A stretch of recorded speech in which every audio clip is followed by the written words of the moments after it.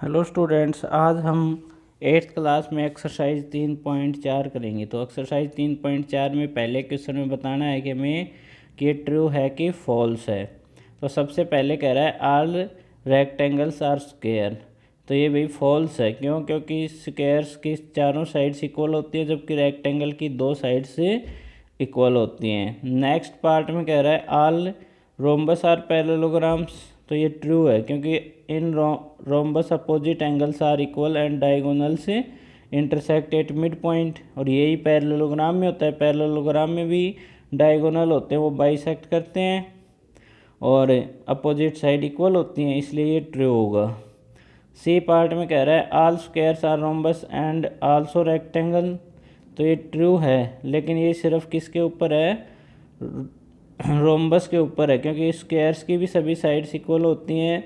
Squares have same property of rhombus but not a rectangle. लेकिन rectangle की सभी property सही नहीं होती, क्योंकि रेक्टेंगल के अपोजिट साइड्स ही इक्वल होती हैं, चारों साइड इक्वल नहीं होती हैं।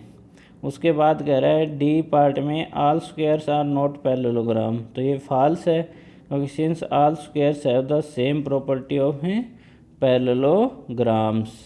क्योंकि स्क्वायर होते हैं, स्क्वायर के अंदर चारों साइड इक्वल होती हैं, प्लस में उनके डायगोनल्स होते हैं, वो क्या करते हैं भाई? बाइसेक्ट करते हैं। और यही प्रॉपर्टी पैरेललोग्राम के अंदर होती है। पैरेललोग्राम के अंदर अपोजिट साइड्स इक्वल होती हैं और डायगोनल बाइसेक्ट करते हैं। उसके बाद अगला पार्ट है ऑल काइट्स आर रोम्बस। तो ये फॉल्स होगा। क्यों? क्योंकि काइट्स के अंदर क्या होती हैं भाई? सिर्फ एडजेसेंट साइड्स इक्वल होती हैं, चारों साइड इक्वल नहीं होती हैं, इसलिए। और इसके डायगोनल भी बाइसेक्ट नहीं करते हैं, तो ये रोम्बस नहीं होगी। फिर कह रहा है ऑल रोम्बस आर काइट्स। तो ये क्या होगा भाई? अपना ट्रू होगा। क्यों? क्योंकि रोम्बस है वो इक्वल साइड और डायगोनल बाइसेक्ट करते हैं। और जबकि जो काइट होता है उसके अंदर भी क्या होता है भाई? जो काइट होता है उसके अंदर भी अपोजिट एडजेसेंट साइड होती हैं, वो इक्वल होती हैं। अगला जी पार्ट है ऑल पैरेललोग्राम्स आर ट्रेपीजियम। तो ये भी ट्रू है, क्योंकि trapezium have only two parallel sides. और पैरेललोग्राम की भी क्या होती हैं भाई? अपोजिट साइड्स होती हैं, वो क्या होती हैं? पैरेलल होती हैं, इसलिए ये भी ट्रू होगा। तो अगले में कह रहा है ऑल स्क्वायर्स आर ट्रेपीजियम। तो ये भी ट्रू होगा, क्योंकि ऑल स्क्वायर्स है ऑल टू पैरेलल लाइंस। उनके अंदर भी क्या होती हैं भाई? दो साइड होती हैं, वो पैरेलल होती है। उसके बाद अपना नेक्स्ट क्वेश्चन है, उसमें कह रहा है identify all the quadrilateral that have four sides of equal length. तो फोर साइड की इक्वल लेंथ किस किसकी होती है भाई? रोम्बस की होती है, स्क्वायर्स की होती है, इसलिए rhombus and squares have sides of equal length. Four right angles, four right angle किस किस के अंदर होते हैं भाई? स्क्वायर के अंदर होते हैं और रेक्टेंगल के अंदर होते हैं। आपको पता है इनके दोनों के कॉर्नर एंगल कितने डिग्री के होते हैं भाई? 90 डिग्री के होते हैं, इसलिए ये ट्रू है।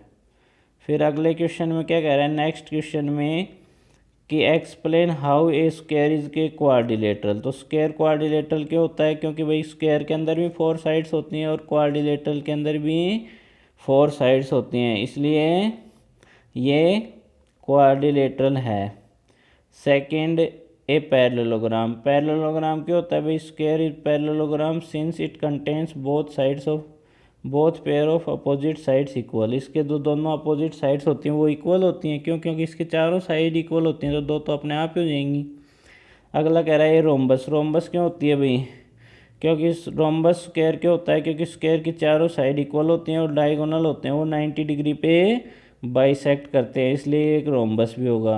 रेक्टेंगल क्यों होगा भाई? स्क्वायर क्या पैरेललोग्राम है, since having each adjacent angle at a right angle. तो इसके जो एडजेसेंट एंगल होते हैं वो 90 डिग्री के होते हैं और वो ही रेक्टेंगल के अंदर होते हैं, इसलिए ये क्या होगा भाई? एक रेक्टेंगल भी होगा। फोर्थ क्वेश्चन में क्या कह रहा है देखो, name the quadrilateral whose diagonal bisect each other. तो बाइसेक्ट किसके करते हैं भाई? पैरेललोग्राम के भी, रेक्टेंगल के भी और स्क्वायर के भी, तीनों के क्या करते हैं भाई? बाइसेक्ट करते हैं एक दूसरे को। सेकेंड है are perpendicular bisector of each other. तो perpendicular bisect of each other किस किस के करते हैं भाई, रोम्बस और स्क्वायर के जो डायगोनल होते हैं वो आपस में परपेंडिकुलर बाइसेक्ट करते हैं। इक्वल किसके होते हैं भाई, डायगोनल इक्वल होते हैं वो होते हैं स्क्वायर के और रेक्टेंगल के। ये दोनों प्रॉपर्टी स्क्वायर और डायगोनल इक्वल होने वाली स्क्वायर और रेक्टेंगल के अंदर मिलती है हमें। नेक्स्ट क्वेश्चन क्या कह रहा है, explain why a rectangle is a convex quadrilateral. Rectangle को हम कन्वेक्स क्वाड्रिलेटरल क्यों कह सकते हैं, क्योंकि ये rectangle is a convex quadrilateral since its vertex are raised. इसके जो कॉर्नर होते हैं वो भी बाहर की तरफ निकले हुए होते हैं, and both of its diagonal line in its interior. और इसके जो डायगोनल होते हैं वो इंटीरियर होते हैं। मैंने कन्वेक्स क्वाड्रिलेटरल में आपको डेफिनेशन बताई भी थी कि जिसके वर्टेक्स हैं वो बाहर की तरफ रेज्ड हों और डायगोनल इंटीरियर में लाई करते हो तो वो क्या होती है, कन्वेक्स क्वाड्रिलेटरल होती है। अब अपना इसका आता है सिक्स्थ क्वेश्चन। सिक्स्थ क्वेश्चन में क्या कह रहा है कि A B C is a right angle triangle and O is the mid point. A B C तो राइट एंगल ट्राइंगल है और ओ उसका मिड पॉइंट दे रखा है जैसे हमें फिगर में दिखा रखा है। तो the side opposite to right angle explain why zero is equi distance from A B and C. तो हमें बताना है कि ये इक्वी डिस्टेंस कैसे हैं। जो डॉटेड लाइन दिखा रखी हैं वो इस फिगर को कंप्लीट क्वाड्रिलेटरल में चेंज करने के लिए बनाई हुई हैं।